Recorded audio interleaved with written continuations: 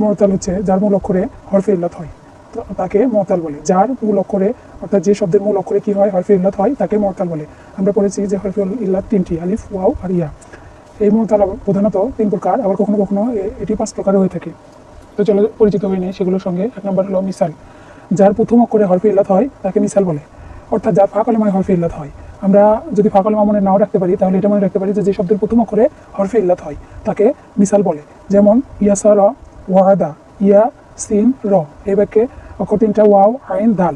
প্রথম অক্ষরে কি ইয়া, তাহলে কি বুঝবো যে মিসালে ইয়াই। আর এটার প্রথম অক্ষরে হচ্ছে ওয়াদার প্রথম অক্ষরে ওয়াও, তাহলে মিসালে ওয়াওই।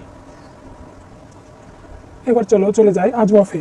আজওয়াফ হলো যার মধ্যের অক্ষরে হরফে ইল্লাত থাকে, অর্থাৎ যার মাঝের অক্ষরে হরফে ইল্লাত থাকে, অথবা আমরা বলতে পারি যারা আইন কলেমাতে হরফে ইল্লাত থাকে তাকে আজওয়াফ বলা হয়। যেমন বা, এখানে দেখতে পাচ্ছি আমরা ফা কলেমায় বা, আইন কলেমায় হচ্ছে আলিফ, আর লাম কলেমায় আইন। সুতরাং মাঝের অক্ষরটা হচ্ছে আলিফ, এটা হলো আজওয়াফ।